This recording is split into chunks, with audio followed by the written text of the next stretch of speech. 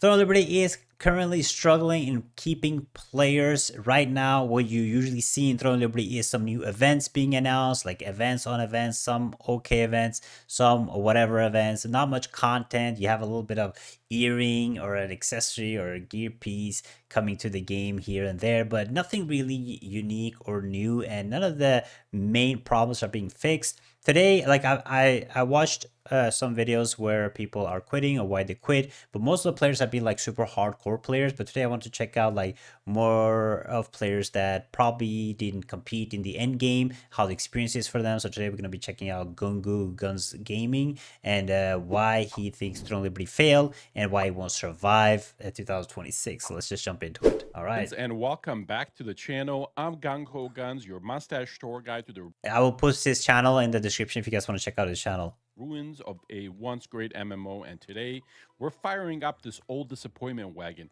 taking it for one last joyride through Throne and Liberty. Yes, remember that game we all had high hopes for? The one that was supposed to change MMOs forever? I mean, I don't think it was supposed to change MMOs forever. The thing with MMO or MMO players is that we're looking for any good MMO, any decent MMORPG, properly made. Because there's a bunch of MMOs. Don't get me wrong, guys. If you look on all platforms, this MMOs probably being released every single month, but they're dog. Proper good MMOs come out like maybe one every year or maybe one every 2 years. So when people first looked at Throne of Liberty, people were like, yo, this game looks dog because it was going to be like mobile, console, static combat, all that stuff. So people were really like, yo, this is game changing. But then they made some changes and it became like a proper playable MMO. So again, it was like a fun and cool MMO to play, a new MMO to play. But I don't think people were like, yo, this is going to change everything. Well, it has.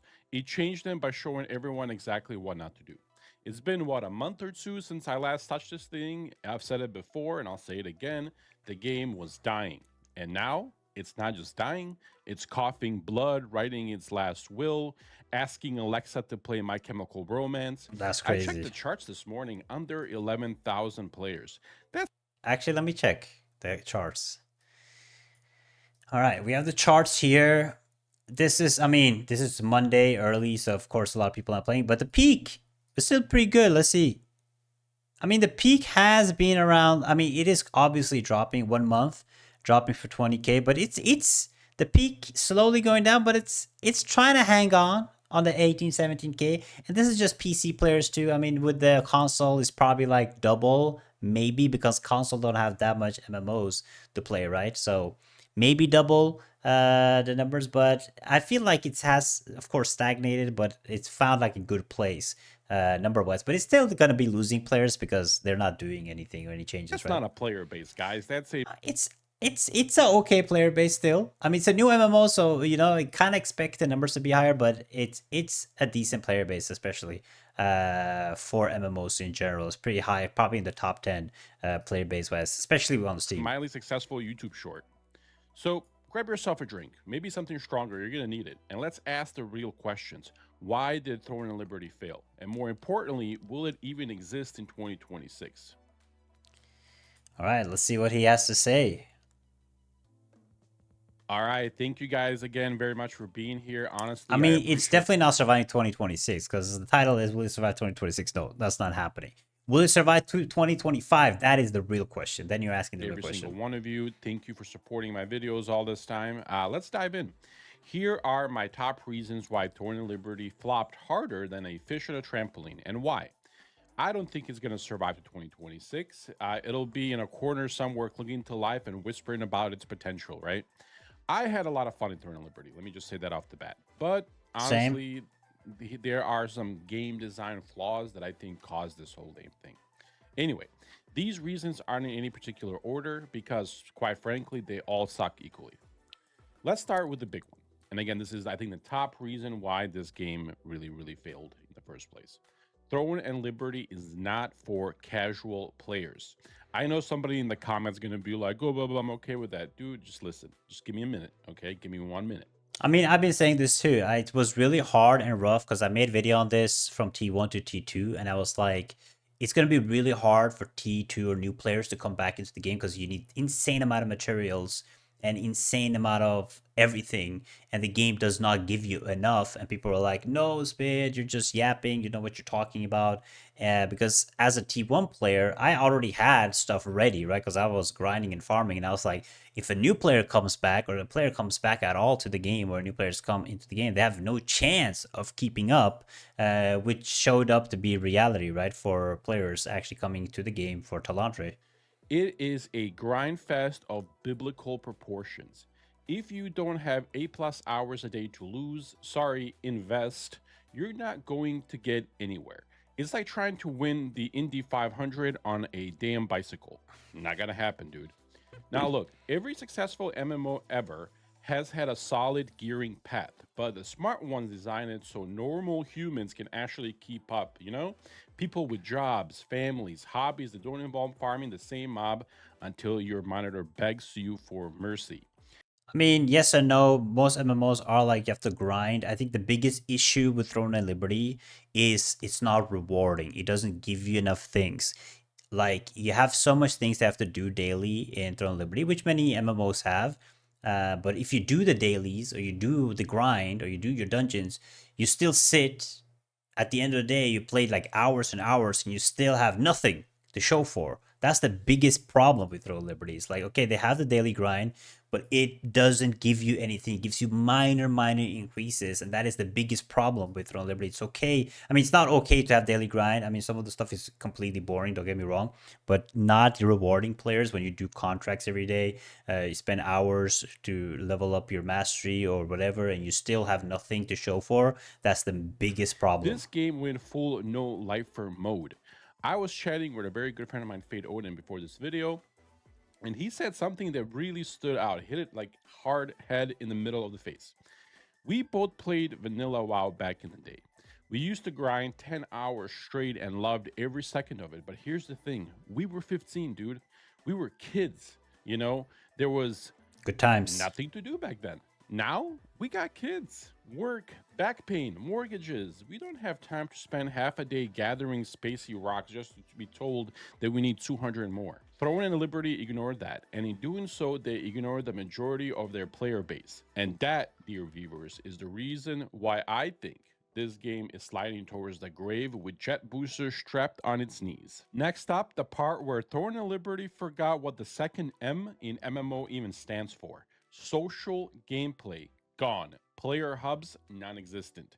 Communities gather or community gathering tools, about as useful as a chocolate teapot. No, I mean I gotta give credit to Throne Liberty here. Is the game is pretty social guild based. Unfortunately, it's like you play inside your alliance and your guild, and they have like good matchmaking systems and stuff too. Of course, unfortunately for the game, it's very elitist. So for new players, it kind of sucks because you go into a dungeon and they're like, "You don't know the mechanics? Kick them out," right? So that's the mentality of Throne Liberty. But overall, like socially, everything is kind of guild based. I mean, in my opinion, it's too guild based. It's too alliance based, too guild based, a little too social aspect, especially when it comes to gameplay. It does have some good social hubs. So I mean, the main cities and stuff is kind of your social hub, but it could have done a better job on having more variety and more inclusive, not everything being guild based. But it does have a good social Now, hub, look, in my opinion, you might not like this bit, okay? But especially compared MMOs to only many MMOs. Many MMOs are really bad at having social hubs and not caring about like the online aspect of it. So I do think Throne Liberty, in that sense, has done a pretty decent job. survive long term because people build communities inside them. It's not just about the loot or the DPS meter, it's about the actual people playing this game. Shared stories, guilds, hanging out in a city, doing absolutely nothing for 2 hours while talking nonsense with your mates. That's what keeps players coming back. Throwing a Liberty? Nah, bro. They are way too busy forcing you to grind your organs out every damn upgrade. There was no time to breed, let alone socialize. You weren't playing an MMO, you were doing unpaid labor here. Quick story for you, okay? I've played Star Wars Galaxies in 2004 and onward. I found in Mando, literally, I think January or February in 2004. When SWTOR launched, we moved our entire guild and community over to it. Within weeks or a month, we ran out of stuff to do because there was only like one raid back then. But guess what? We all stayed. Why? because we liked being there. We built a community. We role played a little bit. Not me so much. I'm more of a PvP guy, but our community did. We did tons of PvP, PvE, dance topping cantinas, all of it. And now it's 2025, and guess what? My guild Mando is still going strong in SWTOR 13 years later because people don't log in every day for just pixels, man. They log in for the people. I mean, he's right. I mean, a lot of people end up quitting when their friends quit the game or their community or the guild quit the game. They end up leaving the game. So it is really community based. Of course, Strong Liberty could do a better job when it comes to community. But at the end of the day, when people start quitting, your friends start quitting, you quit too. At the end of the day, there's going to be players that are like, this game, Throne Liberty, is never going to have zero players. There's always going to be those players that are like just really love the game and will defend it and protect it till the day they die. And they will have they will be friends with people that will protect it till the day they die. So for them, they will stay there because of their friends and their community. But usually, when a guild or community leaves, let's see, we have a bunch of examples now when there are a lot of guilds disbanding. All those people that are in those guilds, even though they kind of like the game, are going to end up quitting too because they're part of a community, right? And they're so locked in with their guild, right? They played everything with their guild so far. Maybe since the start of the launch, they've done the bosses, they've done, Nebula Island, they've done everything with their guild, and now your guild is quitting. What are you going to do? How are you going to play the game without your guild? You really can't. And sometimes that is enough for players to just end up quitting because their community isn't playing anymore, right? They don't want to go through the trouble of finding a new community because in this game they have made it very guild dependent and community dependent. So if you're not with your guild or a guild at all, you can't really have fun or enjoy the game. And I think that's why many players do end up quitting when they're like guild or leadership disbands their guild. They don't want to go to the next guild because they're like, yeah, I mean, I played with these guys since the start. It's not fun without them, so I'm not gonna keep grinding and bothering myself, grinding 50 Nebula chests or whatever, or 5 hours of Nebula without my friends, right? And that's where Thorn and Liberty really got it wrong. They thought only about content, that content was king, but forgot that the connection is what actually keeps the lights on. No PvE loops, no real cities, no social events, just grind, grind, and more grind until your coffee gives up on you or you give up on your coffee. And in 2025, if your MMO doesn't offer PvP, PvE, and the social space for it, you're not going to make it to the next expansion. Period. All right, next. I mean, Throne Liberty did have some decent PvP. They could have done a better job, of course. I mean, the main issue I think that kills the PvP in this game is the alliances. If they remove alliances and made it more just guild based, I think the PvP would have done a much better job. At the end of the day, I say this for most MMOs I release is when the PvE content is finished, because eventually you farm enough PvE to get max gear and all that good stuff. The thing that keeps the game alive through updates or expansions are PvP aspects, because PvP is something that you can always do. Let's see, New World, for example, you have OPR, right? You had battlegrounds where people, what you could do. So you were done, you were gearing, you finished with your gear, and then what should you do in New World? You're like, yeah, let me just match make with my friends and do some OPR, right? That's what kept New World kind of alive for a long time. PvP is usually what keeps the games alive when there's no content. But it has to be done in a good way, and the many games don't know how to do that. So again, I do agree that they should have done a better job, especially when it comes to the PvP aspect of the game, made it more casual friendly too. But also the PvE is ruined, right, with the rune system and everything. The dimensional trials, it got completely messed up. There's no rewards to do, nothing fun to do with your friends. You'd be like, hey, let's go and do this, or let's go and do that. Everything just feels like a chore, and it's like no fun in doing anything, in my opinion, inside of the game with your friends. And I think that kind of kills it. If there was more like fun dynamic events that you could do with your friends, people would be excited for it. But most of the content was pretty boring and not really rewarding, so people don't want to do it. Reason up. Let's talk about the rancid spice in the stew, the pay to win, or as the smooth talking execs like to call it these days, pay to progress, pay for convenience. What, bro? I'm so tired of this, especially people coming into my comment section and then saying, "Spid, the game is not pay to win; it's pay to progress. You can't buy the item." Yes, no, no.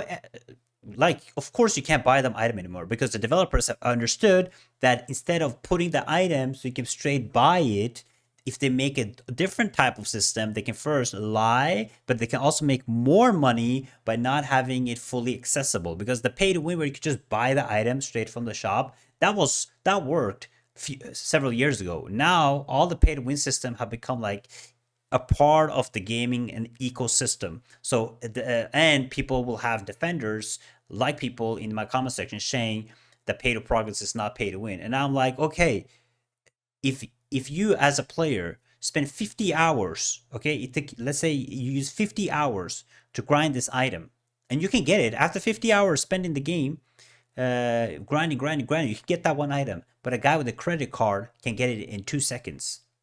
How is that not pay to win? You can still get the item in the game, but then another player can just swipe it and just be like, hey, you spent 100 hours on this? I got my credit card. That is, at the end of the day, pay to win. He's paying to get the item that you have been grinding inside the game for hours and hours and hours. So you can call it pay to progress or pay to whatever, fast forward, but at the end of the day, it is pay to win. You use your credit card to get a better item or the same item that people have been grinding hours for. And that's pay to win. Convenience. Stop it. Stop it right now.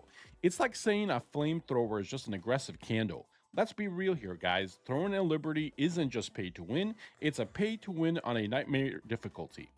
I've made It is maybe extremely 70 pay to win. videos now in this game. I put in over 1,000 hours, maybe 1,500, depending how honest I want to be with myself here. And sure, I had a lot of fun. Early days had a lot of promise. Everybody was always talking about how Throwing Liberty had good bones. You know, the game has good bones.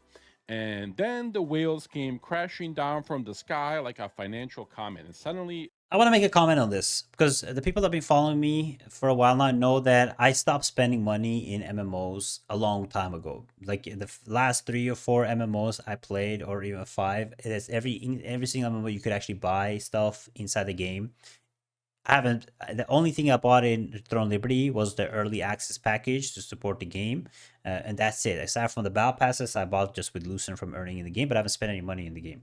And I can honestly say, you guys know me. You guys watch my videos. I was a hardcore player. I'm usually hardcore in every single MMO I play. No matter what, I always try to compete to be the best in every single game. And in Throne Liberty, I have many hours. I've done all of the content. If like insane amount of grind, insane amount of content. Now you can ask the question, did I ever drop something noteworthy in my thousands or 2K hours inside the game? Have I ever dropped, even let's say the arc boss weapons would go to the guild, right? Have I ever dropped an arc boss weapon inside the game? Like, you know, where you do a boss and then the loot goes to you and then goes to the guild? You can still drop it. I've never seen my name on anything noteworthy inside the game. No matter if the world boss or field boss. Nebula came out. I done Nebula every single day. 50 pouches, bought out and then the 15 pouches, bought out absolutely everything every single time. Done all of the content. I've never dropped anything of value in the game. Like actual value, like Nebula accessories or Arc Boss or any of the good stuff. Like, of course, drop a little bit of like maybe a Vanguard piece here and there so I could sell for Lucent and make a little bit money. But I've never dropped anything. 2K hours or 1,500 hours in the game, and I've never seen any and I am a hardcore player. I'm the guy that he talks about that has to spend 8 hours inside the game because I'm content creator, right? So I have to spend a lot of money and I stream and all that stuff. I have to spend a lot of time in the game, and I haven't seen any good thing drop inside the game. That is absolutely insanity to me. And most games that I played, I have really bad luck, but eventually you drop something good when you put in a lot of hours into the game. But Throne Liberty, every nothing, fight never. felt like bringing a Nerf gun to a missile silo. Pay to win ruined this game, in at least on the North American servers. Not just the gameplay, not just the balances. Trust me, there's a lot to talk about there too. It ruined the trust. Okay, that's the currency your game can't earn back with the new mount or the login bonus, guys. I get it. Games are a business. Devs need to keep the lights on. I understand, but this was just robbery, man. I Also, this is also an excuse that many people use when they talk about pay to win in the game is how are the devs gonna make money? Now let me ask you a question. When they made games before, right? All MMOs or whatever that didn't have pay to win in there, they made money. Either they sold the game or they sold like cosmetics or whatever. It was enough to make money and pay the developers all that stuff, right? And still make a profit. the games can do this. If Throne of Liberty did this, they could. They wouldn't make as much money, but what they are trying to do is be predatory. They want to make as much money as possible. They don't want to have that low profit. They want to like pay all the devs and go in a profit. They want to have an insane amount of profit. They want to be predatory. That's the problem with games these days and developers these days is they don't want to make little money or little profit. They want to make insane profit, which is in return being a really predatory monetization type of game, which Throne Liberty is and most MMOs are. The people are not happy anymore of making that little money. Like they have enough money to pay the investors, pay the developers, go in plus in profit, but it's not enough for them. They need that. They don't want that 10 times more profit. They want 11 times more profit.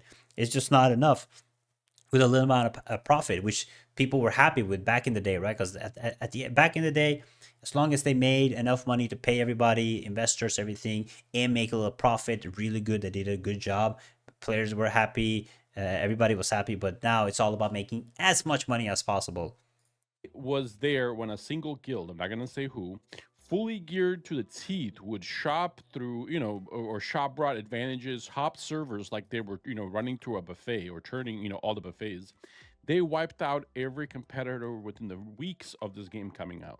Not because they were better. You did the same. But because they paid more. I mean, they were probably better too, but also paid more. Failed. I mean, it's both things. There because these guys can just buy it and they can out level you. Because Throne of Liberty, whoever has the biggest sword normally will win. AGS, you failed here. No spin, no excuses. This was the monetization. This was a hostile takeover of a game's soul.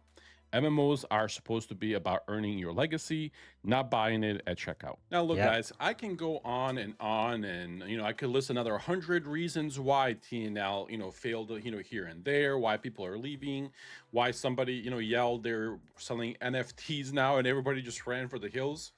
Let me just mention a few that really made it easy for me to walk away for the last month or two, just because, it really was a little bad, in TNL, that is. First off, let's go over the bugs and hacks, the hacks and the exploits. It's really hard to play. I mean, the bugs and the hacks is like a tale. I mean, we hear this every time. The main thing I'm not happy about is they never banned players or punished players. I mean, I can talk about how bad they did with the communication, how long it took to fix things, but at the end of the day, it's all about not punishing players. They didn't punish players. People script no they always talked about punishing scripters. I haven't seen a single ban come from scripts. Nothing, no bans, no punishments. And TNL or any MMO when there's so much exploiting going on. There is a saying for TNL player base online and in game, and that is exploit early and exploit often, because guess what, everyone else will, and you're going to get left behind. That's a crazy thing to have in your video game. That's not a motto, guys. That's a confession right there. And the worst part about all this, there was almost zero consequences.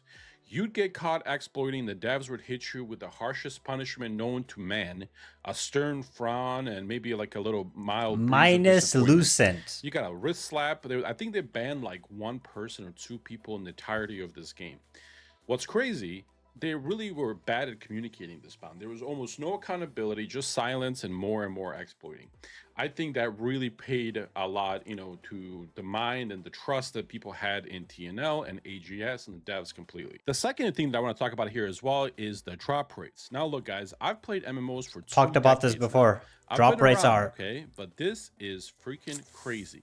This was less of a loot system and more of a cosmic joke. I've done hundreds and hundreds of world bosses.